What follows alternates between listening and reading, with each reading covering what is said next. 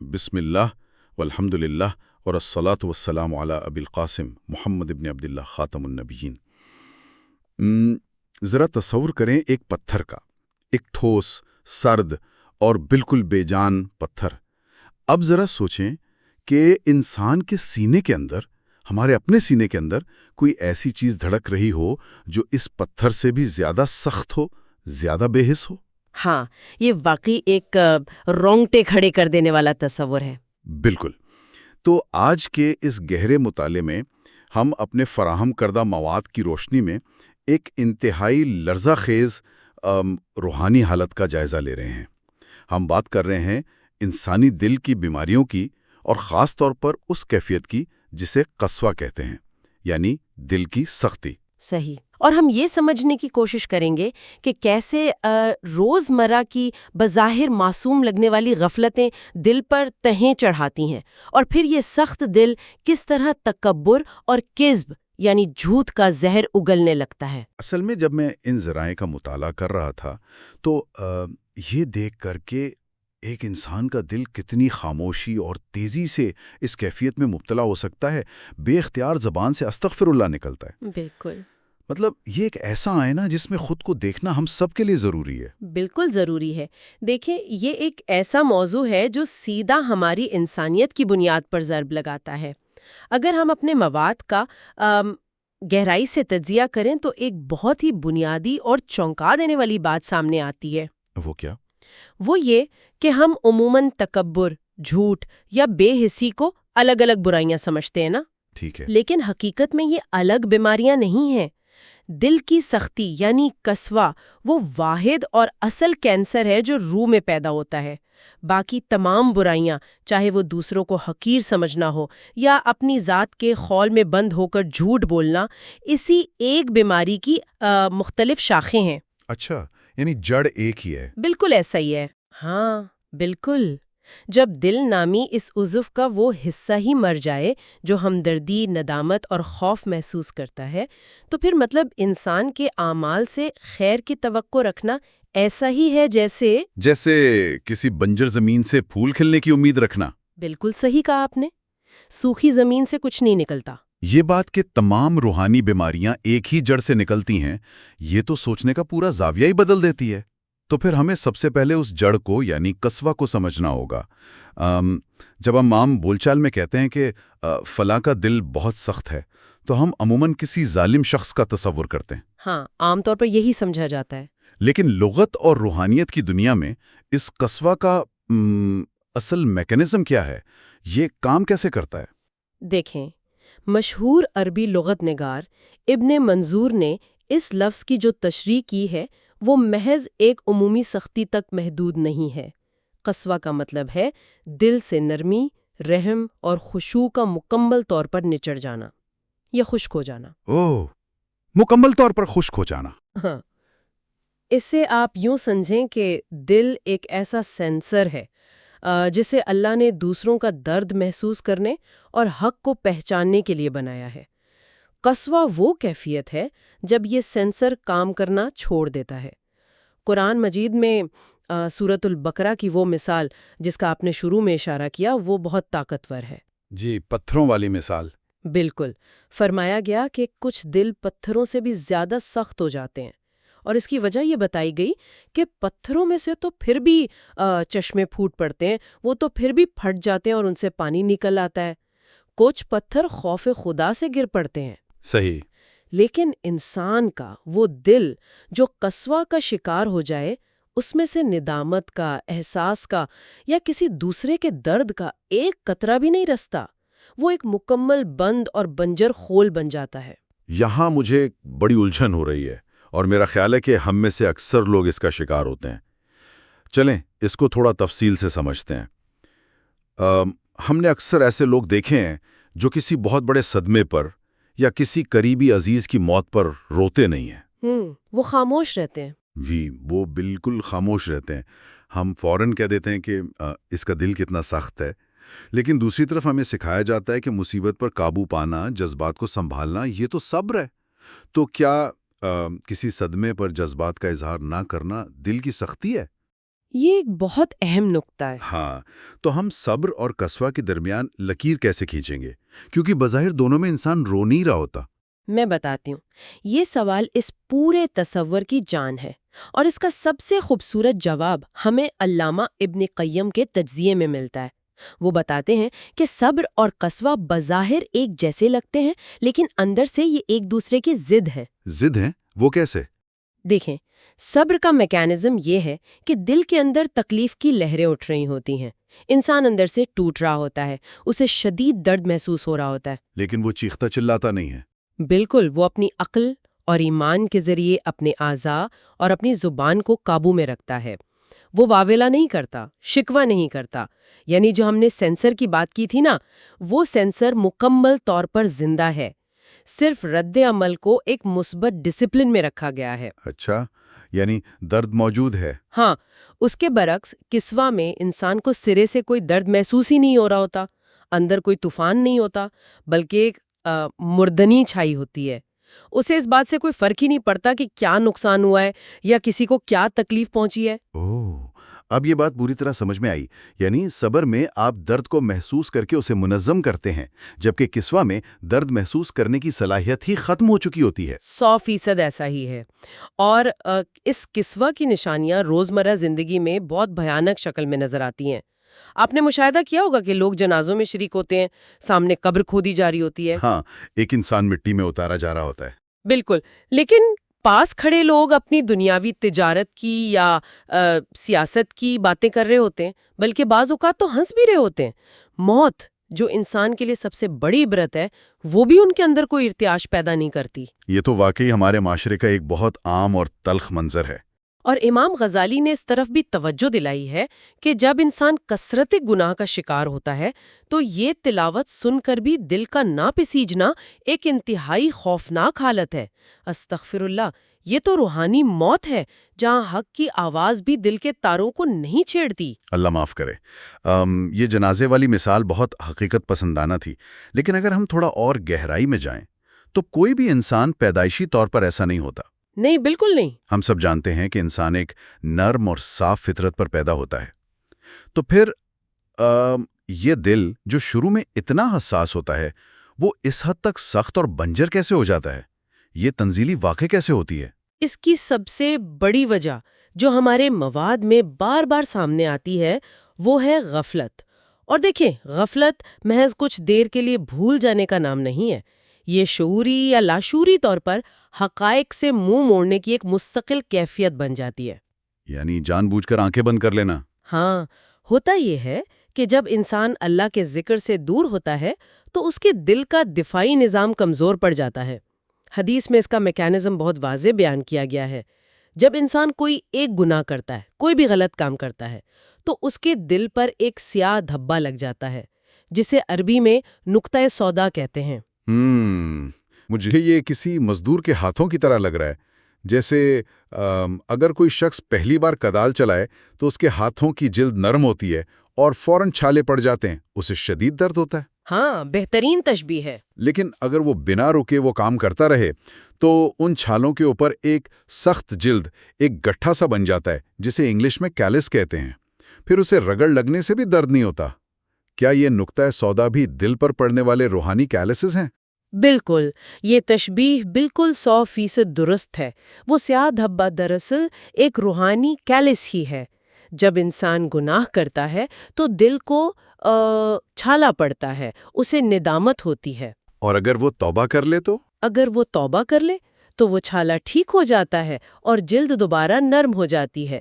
لیکن اگر وہ توبہ نہ کرے اور مسلسل غفلت کا شکار رہے تو گناہ در گناہ دل پر اتنے سیاہ دھبے لگا دیتے ہیں، استغفر اللہ، کہ انسان مکمل غفلت کی تاریکی میں ڈوب جاتا ہے۔ یعنی وہ کیلس پورے دل کو اپنی لپیٹ میں لے لیتا ہے۔ جی، قرآن مجید میں اسی کیفیت کو ران کہا گیا ہے کہ کلا بل رانا علی قلوبہم ما کانوا یکسبون، یعنی ان کے اعمال کی وجہ سے ان کے دلوں پر زنگ چڑھ گیا ہے۔ تو کیا یہ زنگ صرف بڑے گناہوں سے چڑھتا ہے، مطلب قتل، چوری وغیرہ؟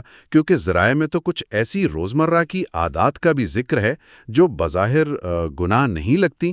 یہی تو غفلت کا سب سے خطرناک پہلو ہے۔ ہمارے سلف صالحین نے واضح کیا ہے کہ دل کو سخت کرنے کے اسباب صرف قتل یا چوری جیسے بڑے گناہ نہیں ہیں۔ ضرورت سے زیادہ کھانا، بہت زیادہ سونا، بلا ضرورت بہت زیادہ بولنا اور لوگوں کے ساتھ حد سے زیادہ میل جول رکھنا۔ بالکل، یہ سب بھی دل کو سخت کر دیتا ہے۔ رکیے، یہ بات تھوڑی عجیب لگتی ہے۔ زیادہ بولنے یا زیادہ میل جول رکھنے سے دل پر کیا اثر پڑتا ہے؟ مطلب انسان تو ایک سماجی مخلوق ہے نا؟ سماجی مخلوق ہونا اور چیز ہے، لیکن ہر وقت ہجوم میں گم رہنا یہ دوسری چیز ہے۔ اس کا نفسیاتی اور روحانی میکانزم یہ ہے کہ دل کو زندہ رہنے کے لیے اور خود اپنا احتساب کرنے کے لیے تنہائی اور خاموشی کی ضرورت ہوتی ہے۔ اچھا۔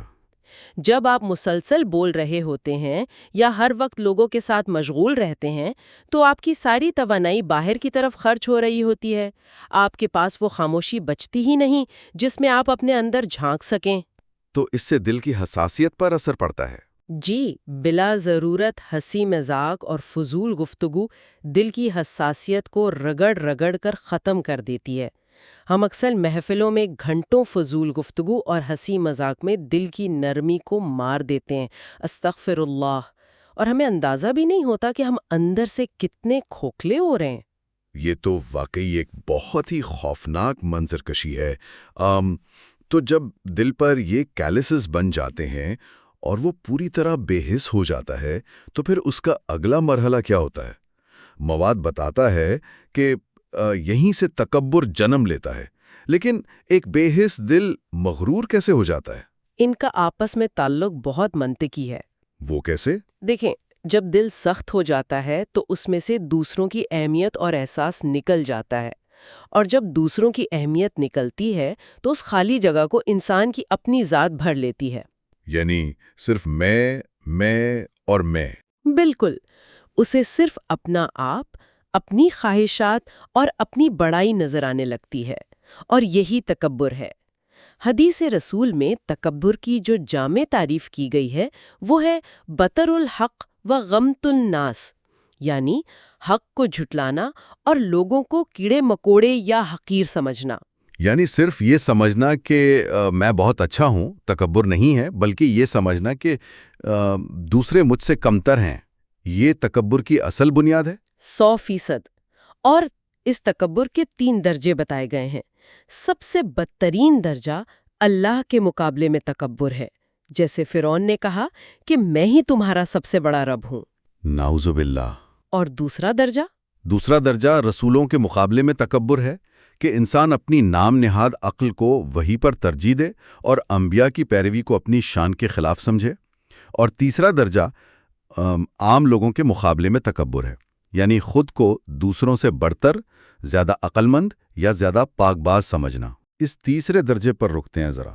امام غزالی نے اس کی 7 وجوہات گنوائی ہیں ہمارے ذرائع میں: علم، عبادت، خاندانی نسب، خوبصورتی، مال و دولت، طاقت اور پیروکاروں کی کثرت۔ جی، اب دیکھیں، مال، خوبصورتی اور طاقت پر تو لوگ مغرور ہوتے ہی ہیں، یہ تو سمجھ آتا ہے، لیکن میرے لیے یہ ہضم کرنا بہت مشکل ہے کہ علم اور خاص طور پر عبادت انسان کو متکبر کیسے بنا سکتی ہے؟ مطلب عبادت تو انسان کو جھکنا سکھاتی ہے نا؟ یہ روحانیت کا سب سے نازک اور میں کہوں گی سب سے خطرناک موڑ ہے۔ ہوتا یہ ہے کہ جب انسان کا دل اندر سے سخت ہو لیکن وہ ظاہری طور پر عبادت گزار ہو تو وہ عبادت اس کا تعلق اللہ سے جوڑنے کے بجائے اس کے نفس کو موٹا کرنا شروع کر دیتی ہے۔ اچھا، یعنی اس کی انا بڑی ہونے لگتی ہے۔ ہاں، وہ شخص اپنی تہجد، اپنے سجدوں یا اپنے علم کو اپنا ذاتی کمال سمجھنے لگتا ہے۔ وہ سمجھتا ہے کہ میں تو اللہ کا خاص بندہ ہوں اور وہ سامنے جو گناہگار جا رہا ہے وہ تو پکا جہنمی ہے۔ یعنی اس کی نگاہ خالق کے فضل سے ہٹ کر اپنی مخلوقانہ عبادت پر ٹک جاتی ہے۔ یہ تو ایک بڑا گہرا فریب ہے۔ بالکل، اور یاد رکھیں، علم اور عبادت پر تکبر کرنا نہایت خطرناک ہے، استغفر اللہ، کیونکہ شیطان نے اپنے علم اور عبادت ہی پر تو تکبر کیا تھا۔ اس نے یہی تو کہا تھا کہ میں آگ سے بنا ہوں اور آدم مٹی سے، یعنی میں اس سے بہتر ہوں۔ صحیح، انا کا وہی پرانا کھیل۔ تو ایک عابد جب کسی گناہگار کو حقارت سے دیکھتا ہے تو وہ انجانے میں اسی ابلیسی تکبر کا مظاہرہ کر رہا ہوتا ہے۔ یہ تو ایک بہت بڑا دھوکہ ہے کہ انسان سمجھے وہ اللہ کے قریب ہو رہا ہے، لیکن حقیقت میں وہ شیطان کے نقش قدم پر چل رہا ہو۔ لیکن یہاں ایک اور سوال پیدا ہوتا ہے۔ جی پوچھیے۔ آج کے دور میں اگر کوئی شخص برانڈڈ کپڑے پہنتا ہے، اچھی گاڑی چلاتا ہے یا خود کو صاف ستھرا اور خوبصورت رکھتا ہے تو اکثر دیکھنے والے اسے متکبر سمجھ لیتے ہیں۔ تو کیا ظاہری خوبصورتی یا اچھی زندگی کا حصول بھی تکبر؟ یہ ایک بہت عام اور پرانی غلط فہمی ہے، اور اس کا ازالہ خود رسول اللہ صلی اللہ علیہ وسلم نے اس وقت کیا جب آپ نے فرمایا کہ جس کے دل میں رائی کے دانے کے برابر بھی تکبر ہوگا وہ جنت میں نہیں جائے گا۔ تو صحابہ نے کیا پوچھا؟ ایک صحابی فوراً پریشان ہو گئے کیونکہ وہ خوبصورت لباس پسند کرتے تھے۔ انہوں نے پوچھا کہ یا رسول اللہ، انسان تو چاہتا ہے کہ اس کا لباس اچھا ہو، اس کے جوتے اچھے ہوں، کیا یہ تکبر ہے؟ اور جواب کیا تھا؟ تو آپ صلی اللہ علیہ وسلم نے ایک کمال کا اصول دیا، ان اللہ جمیل یحب الجمال، یعنی اللہ خود جمیل ہے اور خوبصورتی کو پسند کرتا ہے۔ اچھا لباس، اچھی سواری، کمال اور جمال کا حصول تکبر نہیں ہے۔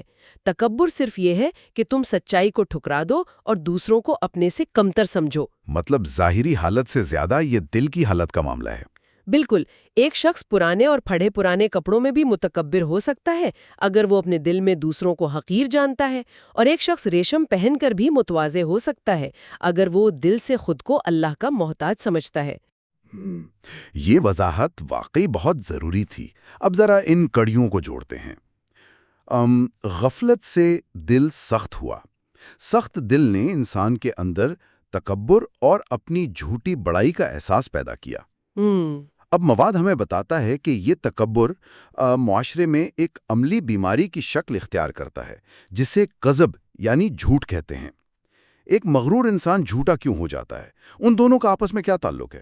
ان کا تعلق بقا کا ہے، اپنے دفاع کا۔ وہ کیسے؟ دیکھیں، جب ایک متکبر انسان اپنے ذہن میں اپنا ایک عظیم اور بے عیب مجسمہ تراش لیتا ہے نا، تو اسے اس مجسمے کی حفاظت کرنی پڑتی ہے۔ چونکہ انسان بہرحال خامیوں کا پتلا ہے، اس لیے حقائق بسا اوقات اس کی اس جھوٹی عظمت کے خلاف جاتے ہیں۔ ہاں، کوئی نہ کوئی غلطی تو ہوتی ہے۔ بالکل۔ اب اپنی غلطی ماننا تو اس کی انا کے خلاف ہے، اس لیے وہ حقیقت کو مسخ کرتا ہے، اور حقیقت کے خلاف خبر دینے کا نام ہی تو جھوٹ ہے۔ تکبر انسان کو مجبور کرتا ہے کہ وہ خود کو وہ دکھائے جو وہ حقیقت میں نہیں ہے۔ یعنی وہ اپنا بھرم قائم رکھنے کے لیے جھوٹ بولتا ہے۔ جی، وہ اپنی خامیوں کو چھپانے اور اپنی برتری ثابت کرنے کے لیے جھوٹ کا سہارا لیتا ہے۔ اچھا، یہاں میں آج کل کے کلچر کی ایک مثال لانا چاہوں گا۔ آج کل جھوٹ کو بہت ہلکا لیا جانے لگا ہے۔ محفلوں میں محض دوستوں کی توجہ حاصل کرنے کے لیے یا سوشل میڈیا پر زیادہ ویوز حاصل کرنے کے لیے کہانیاں گھڑی جاتی ہیں۔ ہاں، جسے وائٹ لائز یا ہنسی مذاق کا نام دیا جاتا ہے۔ بالکل، لوگ کہتے ہیں کہ اس سے کسی کا کیا نقصان ہو رہا ہے، بس چار لوگ ہنسی تو رہے ہیں۔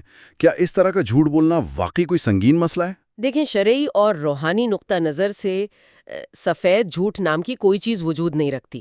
جھوٹ کی فطرت ہی سیاہ ہے۔ ہمارے ذرائع میں اس بات پر بڑی سختی سے تنبیہ کی گئی ہے کہ محض لوگوں کو ہنسانے کے لیے کہانیاں گھڑنا اور جھوٹ بولنا ایک عام وبا بن چکا ہے، استغفر اللہ، اور ہم اسے تفریح سمجھ رہے ہیں۔ تو کیا اس پر کوئی خاص وعید بھی ہے؟ جی بالکل، احادیث میں خاص طور پر اس شخص کے لیے ویل یعنی ہلاکت کی وعید آئی ہے جو محض لوگوں کو ہنسانے کے لیے جھوٹ بولتا ہے۔ الفاظ یہ ہیں کہ ہلاکت ہے اس کے لیے جو بات کرتا ہے اور جھوٹ بولتا ہے تاکہ لوگوں کو ہنسائے، اس کے لیے ہلاکت ہے، اس کے لیے ہلاکت ہے۔ اللہ اکبر۔ اس کا روحانی نقصان یہ ہوتا ہے کہ انسان کی روح سچائی سے کٹ جاتی ہے اور اس کا دل مزید قسوہ کا شکار ہو جاتا ہے، کیونکہ وہ حقائق کے بجائے فریب کی دنیا میں جینا شروع کر دیتا ہے۔ تو کیا کسی بھی حالت میں کسی بھی مجبوری کے تحت جھوٹ بولنے کی کوئی گنجائش نہیں ہے؟ کیونکہ بعض اوقات سچ بولنے سے دو لوگوں میں خون خرابہ ہو سکتا ہے یا کوئی گھر ٹوٹ سکتا ہے۔ اسلام دین فطرت ہے اور وہ ان انسانی نزاکتوں کو سمجھتا ہے۔ اسی لیے احادیث کی روشنی میں ماہرین نے واضح کیا ہے کہ جھوٹ صرف 3 مخصوص اور انتہائی سنگین حالات میں بولنے کی اجازت دی گئی ہے۔ وہ کون سے حالات ہیں؟ پہلا ہے حالت جنگ میں، کیونکہ جنگ تو ہوتی ہی دھوکہ اور حکمت عملی ہے۔ اگر آپ دشمن کو اپنا سچ بتا دیں تو آپ پوری قوم کو خطرے میں ڈال دیں گے۔ بالکل، یہ تو منطقی بات ہے۔ اور دوسرا موقع؟ دوسرا موقع ہے دو لوگوں یا دو گروہوں کے درمیان صلح کروانے کے لیے۔ اگر آپ دو ناراض افراد کو ملانے کے لیے کسی ایک کی طرف سے کوئی نرم یا محبت بھری بات گھڑ کر دوسرے کو بتا دیں تاکہ ان کے دلوں کی نفرت ختم ہو جائے تو یہ جائز ہے۔ اور تیسرا استثناء؟ اور تیسرا استثناء میاں بیوی کے درمیان ہے، یعنی رشتے کو ٹوٹنے سے بچانے اور آپس میں محبت بڑھانے کے لیے ایک دوسری کی تعریف میں مبالغہ کرنا۔ ان تین مواقع کے علاوہ جھوٹ بولنا اپنے دل کو خود اپنے ہاتھوں سے زہر دینے کے مترادف ہے۔ چلیں، ہم نے بیماری کی تشخیص تو بہت تفصیل سے کر لی، قسوہ کی ابتدا، غفلت کے اسباب، تکبر کا دھوکہ اور جھوٹ کا جال، لیکن ظاہر ہے کوئی بھی طبیب صرف بیماری بتا کر مریض کو چھوڑ نہیں دیتا۔ نہیں، بالکل نہیں چھوڑتا۔ تو اب ہم علاج کی طرف آتے ہیں۔ جن دلوں پر غفلت اور گناہوں کے وہ کیلسز بن چکے ہیں، وہ دوبارہ کیسے نرم ہو سکتے ہیں؟ وہ کیا عملی اقدامات ہیں جو ہم اٹھا سکتے ہیں؟ خوش قسمتی سے مایوسی کا کوئی جواز نہیں ہے، کیونکہ خالق نے جس دل کو بنایا ہے اس کا علاج بھی بتا دیا ہے۔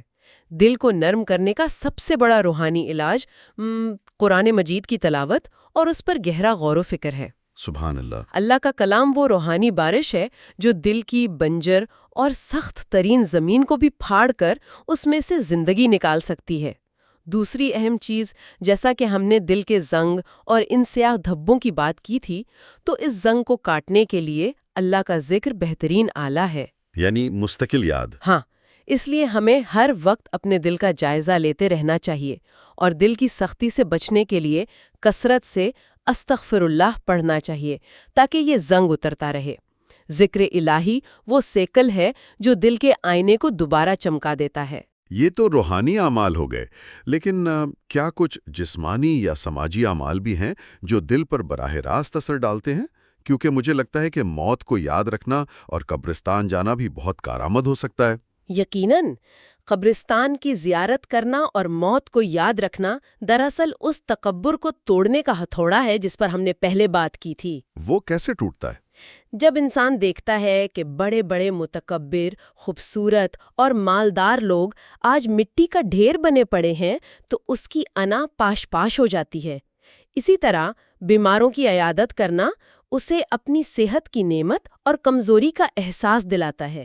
لیکن یہاں میں ایک بہت ہی خوبصورت اور طاقتور حدیث کا حوالہ دینا چاہوں گی جو ہمارے ذرائع میں بھی موجود ہے۔ جی ضرور۔ ایک شخص رسول اللہ صلی اللہ علیہ وسلم کی خدمت میں حاضر ہوا اور اس نے شکایت کی کہ میرا دل بہت سخت ہو گیا ہے، مجھے رونا نہیں آتا، میں کیا کروں؟ تو آپ صلی اللہ علیہ وآلہ وسلم نے کیا فرمایا؟ آپ صلی اللہ علیہ وسلم نے اسے کوئی لمبا چوڑا فلسفہ نہیں سنایا، بلکہ دو انتہائی عملی اور جسمانی اعمال بتائے۔ مسکین کو کھانا کھلاؤ اور یتیم کے سر پر شفقت سے ہاتھ پھیرو۔ یہ تو واقعی حیرت انگیز ہے۔ یعنی دل جو سینے کے اندر ایک غیر مری اور روحانی چیز ہے، اس کی سختی کا علاج ہاتھ کے لمس اور ایک سماجی عمل سے جڑا ہوا ہے۔ یہی تو دین کا کمال ہے۔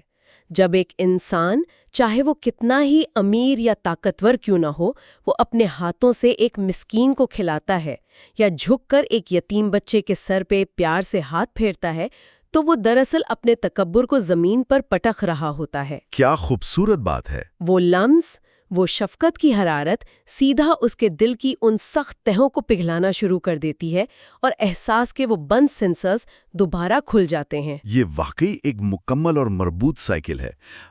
ہم اپنی گفتگو کو سمیٹتے ہیں۔ آج ہم نے سیکھا کہ غفلت اور دنیا کے شور و غل میں ہر وقت مگن رہنا ہمارے دلوں کو خاموشی سے سخت کر دیتا ہے۔ بالکل۔ اور ایک سخت دل چونکہ دوسروں کا درد محسوس نہیں کر سکتا، اس لیے وہ خود غرضی کا شکار ہو کر تکبر کو جنم دیتا ہے، اور ایک متکبر شخص اپنی اس جھوٹی انا کو سہارا دینے کے لیے معاشرے میں جھوٹ اور فریب کا سہارا لیتا ہے۔ یہ سب آپس میں کڑیوں کی طرح جڑے ہوئے ہیں۔ ہاں، یہ پوری ایک زنجیر ہے۔ لیکن اختتام پر میں ساری گفتگو کو آج کے 2026 کے حالات سے جوڑ کر تمام سننے والوں کے لیے ایک سوال چھوڑ کر جانا چاہتا ہوں۔ جی بتائیے۔ آج ہم جس ڈیجیٹل دور میں جی رہے ہیں، ذرا غور کیجیے گا۔ ہم روزانہ اپنی اسکرینز پر دنیا بھر کے دکھ، درد، جنگیں اور سانحات دیکھتے ہیں۔ ہم ان ویڈیوز پر روتے بھی ہیں، انہیں لائک بھی کرتے ہیں، کامنٹس میں ہمدردی بھی دکھاتے ہیں۔ بالکل ایسا ہی ہے۔ لیکن حقیقت کی دنیا میں عملی طور پر ہمارے ہاتھ کسی کے آنسو پوچھنے کے لیے آگے نہیں بڑھتے۔ ہمارا درد صرف ایک انگلی کے کلک تک محدود ہو گیا ہے۔ تو سوال یہ ہے کہ کیا یہ اسکرینز اور یہ ڈیجیٹل فاصلے خاموشی سے ہمارے اندر ایک بالکل نئی قسم کا قسوہ اور دل کی سختی پیدا نہیں کر رہے؟ ایک ایسی بے حسی جس میں ہمیں لگتا تو ہے کہ ہم بہت بااحساس ہیں، لیکن عملی طور پر ہم بالکل مفلوج ہو چکے ہیں۔ اس سوال پر ضرور غور کیجیے گا۔ آج کے لیے اتنا ہی۔